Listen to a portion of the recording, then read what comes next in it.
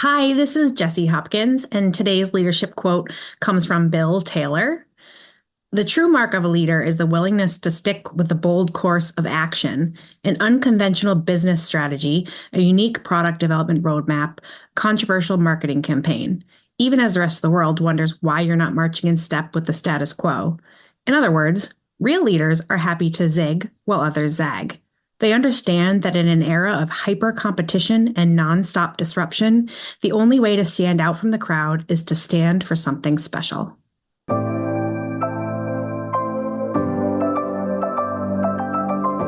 The Leader Assistant podcast exists to encourage and challenge assistants to become confident, game-changing leader assistants.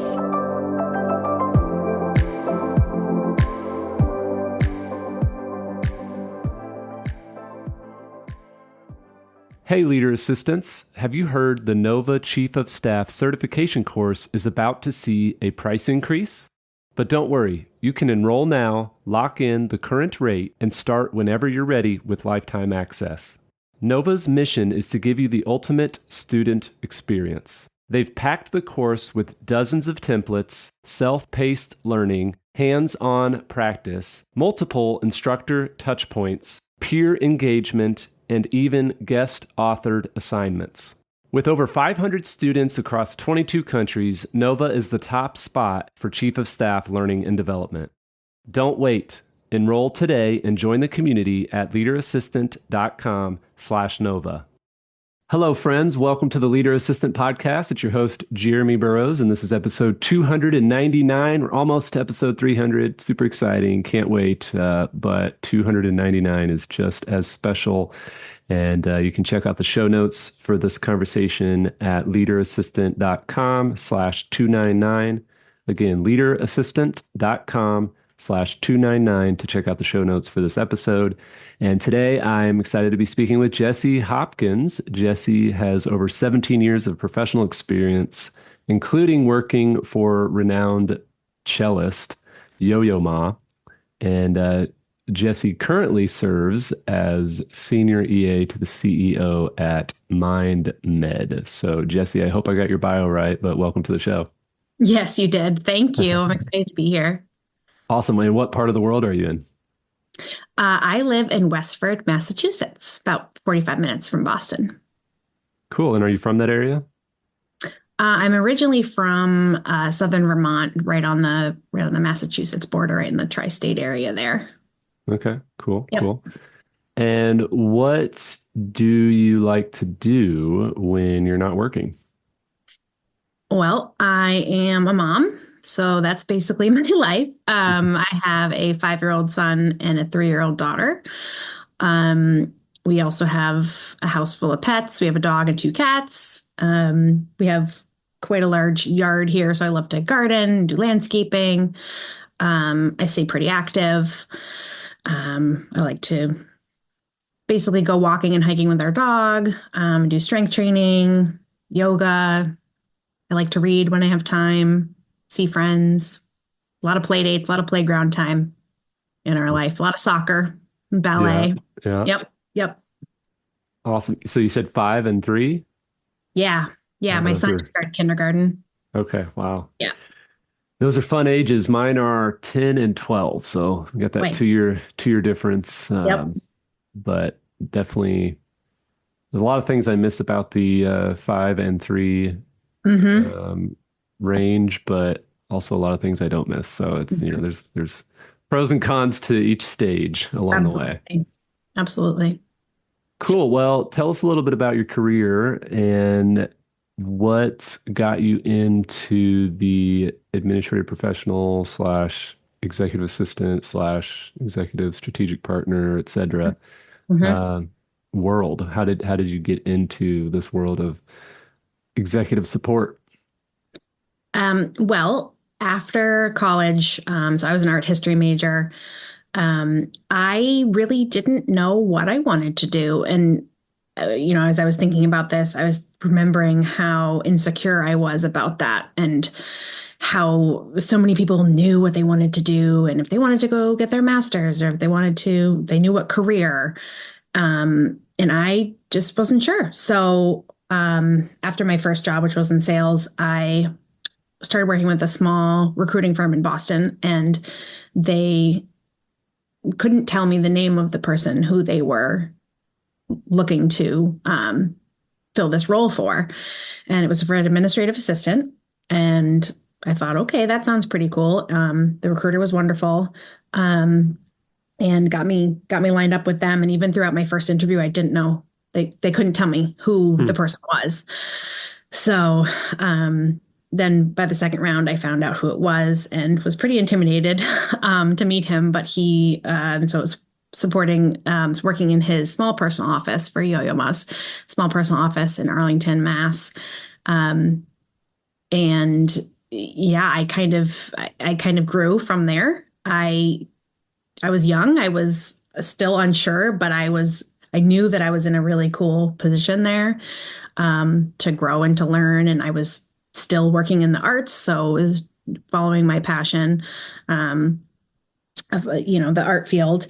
And I was with him for just under 9 years, and went from answering phones and doing bills for the office and catering and getting his coffee to getting to be on a private plane with him to go support him at a concert and hold a cello that is worth a lot of money and is very nerve-wracking. And I grew so much there because I had to just go. I couldn't second guess decisions, and it really was a wonderful, wonderful experience. I left working for him. I was with him for a really long time, was ready to try a new opportunity, and worked at a company called Fuse, a tech company in downtown Boston. Was much larger, was very different. I supported a few executives there. And then when I had my son, I did not want to do the commute. So I took a job at a biosciences company in Lexington, supporting the medical officer and the scientific officer. I was there about 2 years through COVID, and then found MindMed, or MindMed found me. Our wonderful recruiter at MindMed contacted me just shortly after I actually got laid off from the previous role. And so it felt very much like fate. Mm-hmm. And I remember holding my 6-month-old daughter, walking around my kitchen island, talking to the recruiter, hoping to not have her cry during the call, and just being enthralled in what he was telling me about, and so excited about the opportunity and what MindMed's doing. And that's what brought me to MindMed. So, wow. So here I am now.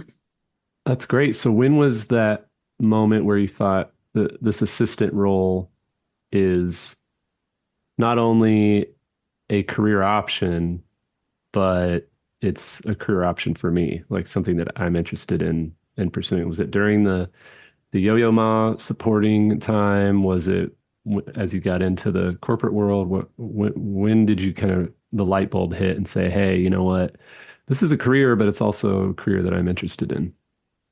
I think once I got the actual executive assistant title, working at Fuse, because it was a big company, it was a team of executive assistants. It was your, cut and dry EA role, supporting a few executives at a busy company and learning how to manage complex calendars. When I worked for Yo-Yo, it was just him. Obviously, it was busy, but it was very different. The role was very different. It was varied. And so I think once I went to Fuse, but it wasn't really until I actually started at MindMed that I felt like it was a career. And I thought of it as a career, not just my job. Right. And that's because of the passion that I have for our field and the personal connection that a lot of people have to mental health. And just how fascinating I found it being what we're doing. That wasn't, and also starting at MindMed and starting to look around and see what there was for roles once I got laid off, was when I realized how big the EA community and network was, and I found your book then, and that was when my eyes kind of opened to like, wow, this is actually a career for a lot of people, and I've been doing it Mm, for a while now, and I really like it. I'm really good at it, so maybe that's okay. Maybe I never found that I wanted to be a doctor, you know, a lawyer, but this is a career, and I mm. really love it, and that's fine, And I kind of really have grown in that, letting go of those insecurities of that this is enough, and it's for me. Yeah. Wow, that's great. So tell us a little bit more. We've got lots of questions and a few topics I want to cover, but tell Yep. us a little bit more about MindMed. What does MindMed do? So MindMed is a clinical stage biotech company. Our lead product candidate is called MM120, and it is a tartrate salt form of lysergide, so of LSD, otherwise known as LSD. And it has a really huge therapeutic potential to help people with generalized anxiety disorder. Mm, So that's our lead candidate. We're currently looking at it going into MDD, which is major depressive disorder as well. So MindMed's been around for not a long time, 2019, and has grown. I don't remember what number employee I was, but we're about 65 now, and we're seeing a lot of growth the rest of this year and throughout next year as we grow a commercial team and get closer to hopefully a drug approval, mhm. um, and having a really big impact. Nice. And the Boston area, I've interviewed other Boston assistants and Mhm. connected with them over the years. Seems to be pretty heavy in biotech. Is that right? Yeah, so I'm actually fully remote. My boss lives in Wisconsin. Okay. He lives in New York, Florida, so we're very spread out. We have a few folks in Europe as well. But what brought me into biotech was Boston because I was in the Lexington area working on a biotech there. Yeah, so there's a lot of biotechs in Cambridge. So, Gotcha. yep. Cool. Awesome. So then has that always been a thought I mean, working for Yo-Yo Ma and you said you had some art history, background. Has that always been something where you're like, I really want to work somewhere that is in a field that I'm interested in? Yes, it Yeah. definitely is. When I was at Fuse, it was a communications platform that they created. It was a good product. But yeah, I didn't have that passion then, that drive to be connected to it and what we're doing. And so I didn't feel a deeper connection to the greater organization. Plus, it was so large. And then at Kaleido, obviously, we were helping people as a microbiome company, and that's great. And I knew I wanted to stay with something that was helping people. Um, but with MindMed, I have an understanding, a little more of an understanding of it. I might not understand a lot of the biotech, the language, and a lot of the abbreviations, but boy, I have learned a lot over the Hmm. past 2.5 years, and I feel like I can talk about it now. And um,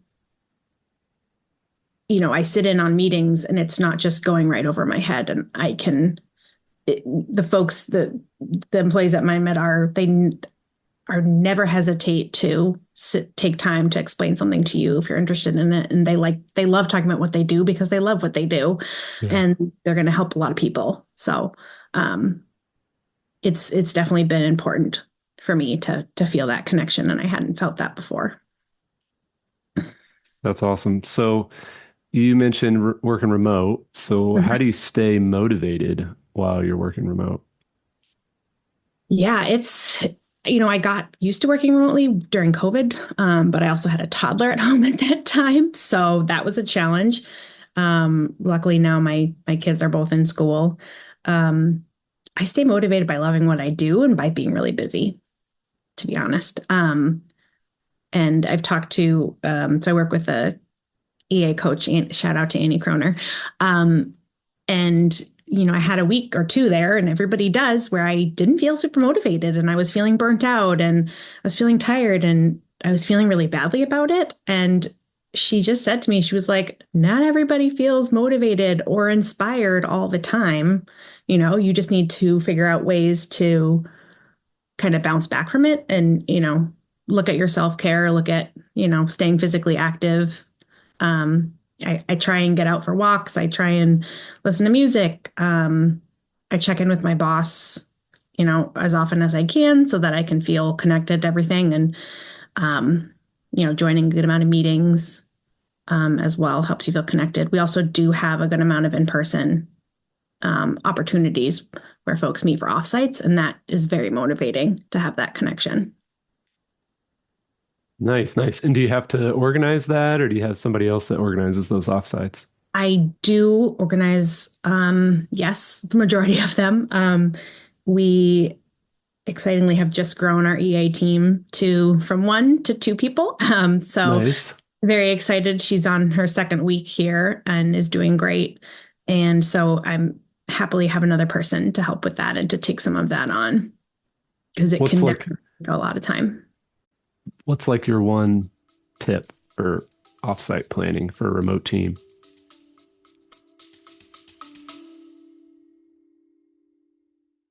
Have you heard? The Nova Chief of Staff certification course price is going up in January of 2025.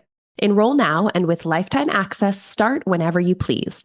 Here at Nova, it's our mission to provide the very best student experience possible. Our course is chock full of features and resources designed just for you. Dozens of templates, self-paced online learning, hands-on practice, multiple instructor touchpoints, peer engagement opportunities, guest authored assignments, the list goes on. With 500 students across 22 countries, Nova is the premier destination for Chief of Staff learning and development. Enroll today and join us. That's a good question on offsite planning. I think probably to get your budget, your expectations, and your outline of how you want the event to go right off the bat before you start looking for hotels and getting quotes. Otherwise, you might be completely missing the mark and spending a lot of time doing research. So get all the information you need right up front before you run with it and do your planning. Yeah. Also, there's awesome, offsite.com is out there. There's a lot of people who, if your company is larger and they have the funds and need external support, then definitely do that. Nice. Yeah. Yeah, that's one of the big things, because you get so overwhelmed at all of the details and the quotes and, Yep. the different types of preferences and opinions on how an offsite should go. So yeah, definitely getting that info before you go down that trail of, all right, Yep. city, what budget, all that stuff is great. So Absolutely. what about, you mentioned working, mentioned Annie Kroner, which is awesome. I interviewed her on episode, I gotta look it up real quick. I think it's I did it twice. So back in 2019, episode 26. So leaderassistant.com/26 if anybody wants to listen to that. And then I interviewed her again in May of 2023, published it, episode 219. So leaderassistant.com/219. That one we talked about burnout and boundaries and confidence and all those things that I'm also passionate about. And so tell us a little bit about the value that you've found, maybe how you got connected with her and how you work with her, and then just the value of having an EA coach and community. Yeah. I have been working with Annie for about 6 months and just signed on for another 6 months. So my MindMed has been greatly supportive of that. And that's been very appreciated. I started as the sole EA. I had never worked for a CEO before, and I had never been the sole EA. So I had already been 2 years in, but I think I was just so busy, so in it that I wasn't able to think outside of what I was dealing with in front of me. And I thought, I think I need a sounding board. I need better systems and processes. I they didn't really know what I needed, Right, right. but I don't remember how I found her. I think probably on LinkedIn and maybe listened to her podcast.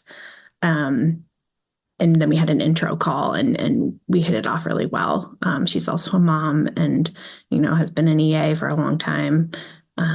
So the value is huge. Some sessions have just been talking about what's going on at work, at home. And I'm thinking, we didn't accomplish much today, but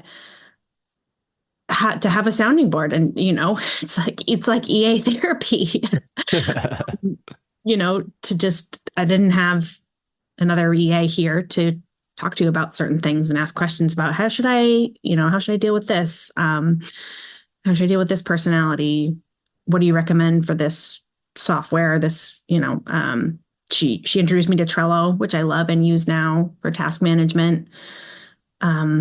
She coached me through the hiring process of hiring another EA, which I had never done before, along with the great support from MindMed and the interview team and HR. And now going forward, we're able to look at, my goals and strategic planning with my executive and, what do I want out of my career?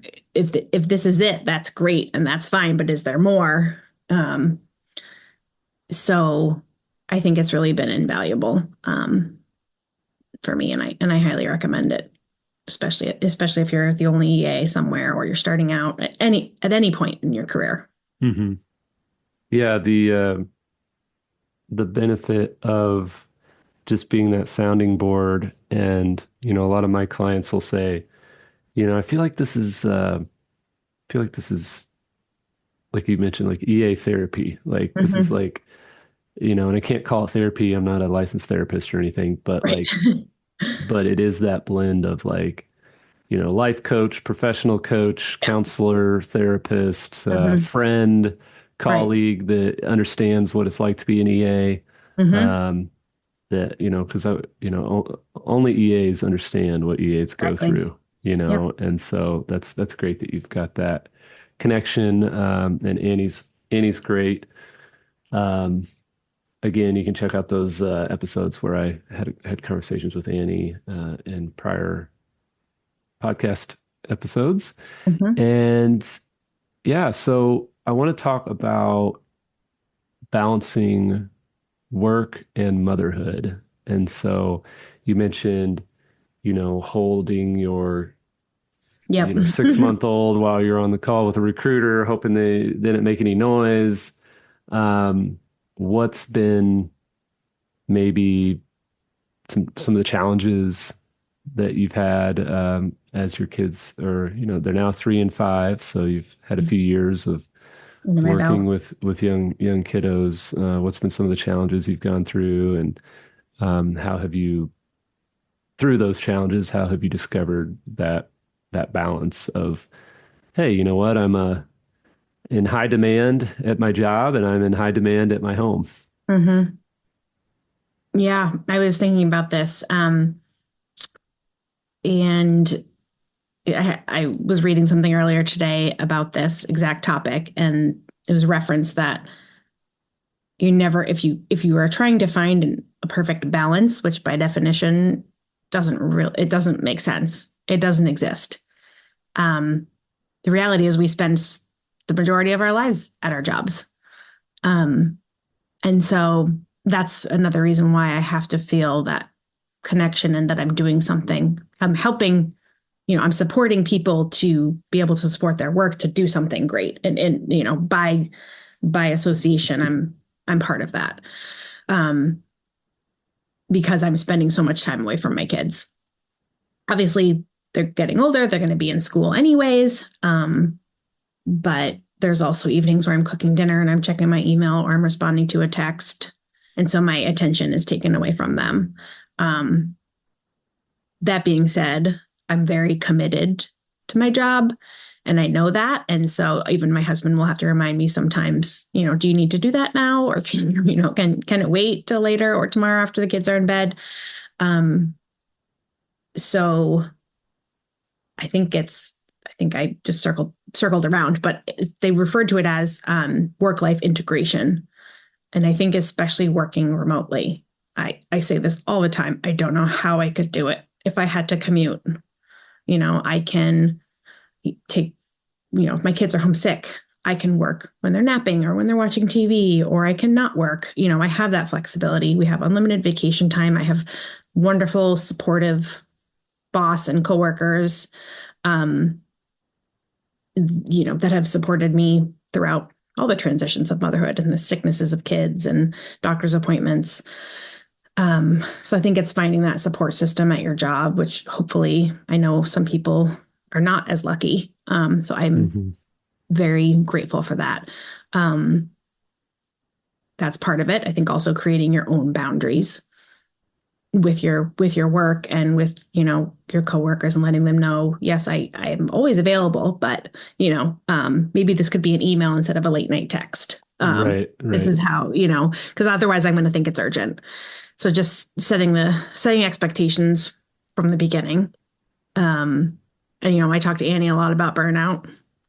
I am someone who will, if I had to do something personal during the day, I'll then make up the time after my kids go to bed.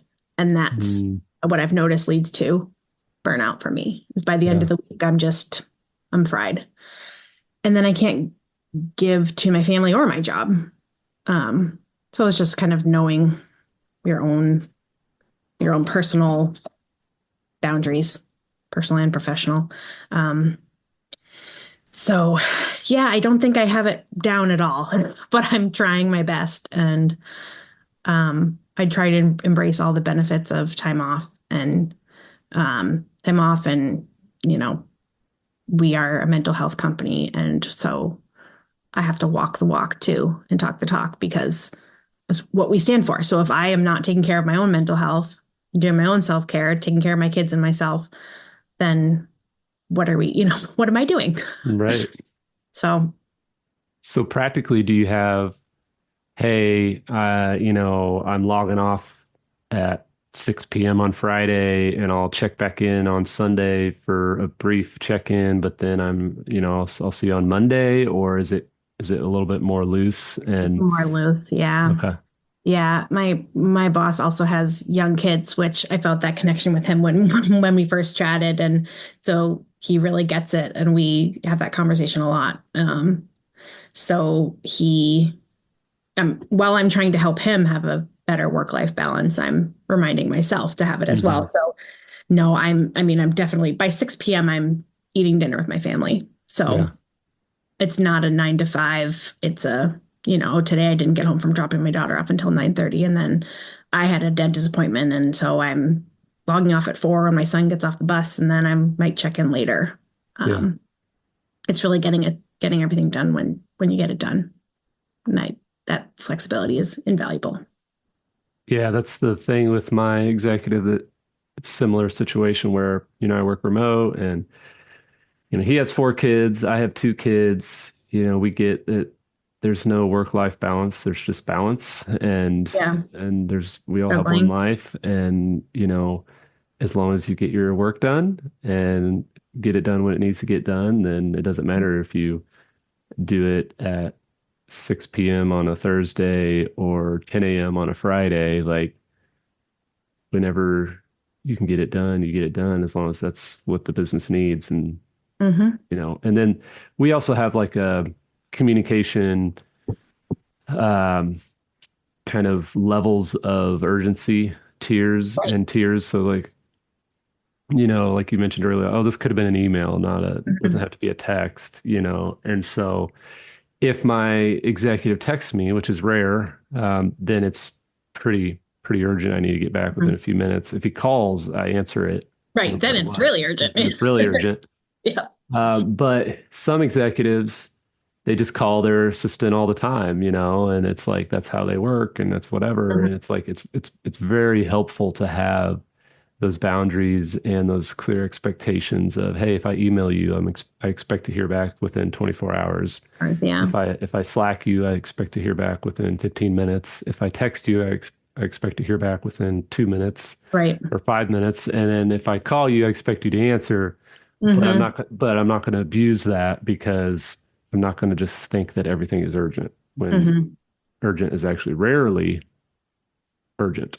Right. And so, yeah, so that's great that you've got that back and forth where, um, I just saw an article today or yesterday or whatever about CEO of Amazon is requesting everybody to return to work, return to the office, and 5 days a week, and all this, and just like, all right, well, this is going to be interesting, Mm-hmm. and that could be a whole nother conversation, but just the idea that if you are productive and Yep. effective, doesn't matter where you work, doesn't matter when you do the tasks.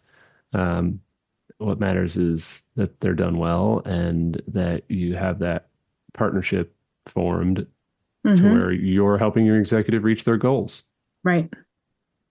And, uniquely, companies that are fully remote, we have the benefit of hiring our workforce wherever they live. Hmm. If we find someone wonderful who lives in California, great. It's not limited to that. Yep. For EAs, it was preferred to have somebody on the East Coast. But for other people, and it's, I like to think it's the future. And I like to think my kids will have the option to work remotely when they're working, but it obviously depends on your industry. So, Right. Yeah, totally. yep.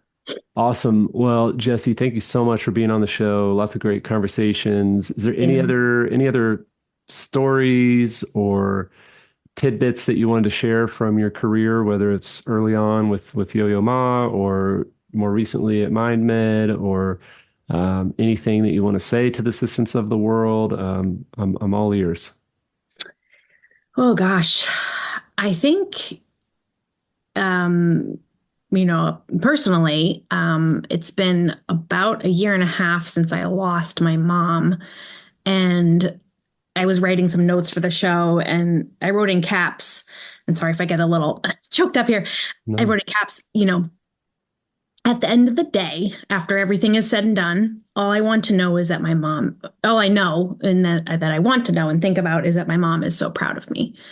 Mm. And everything I've thought about doing, working with Annie, promoting for myself at work, asking for a promotion, asking for, support and paying for coaching, is a confidence that I gained pretty much more recently.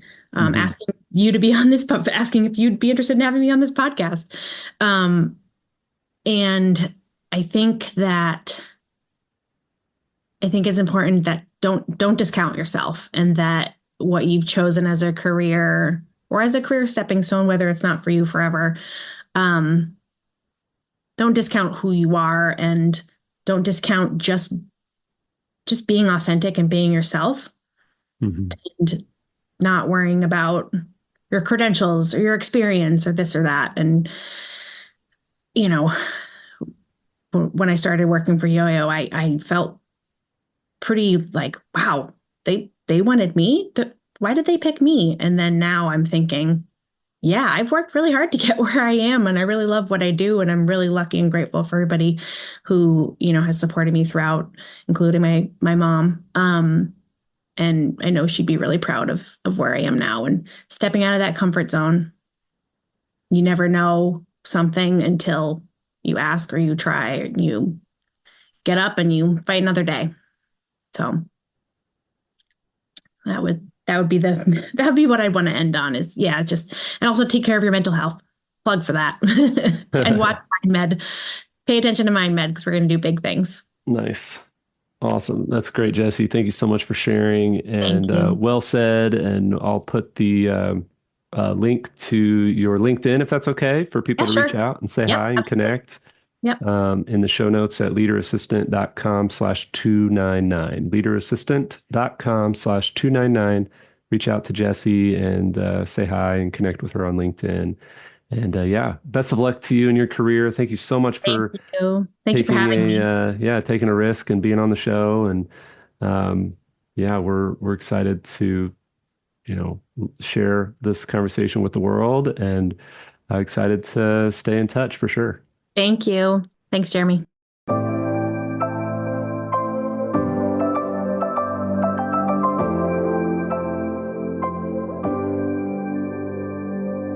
please review on Apple Podcasts.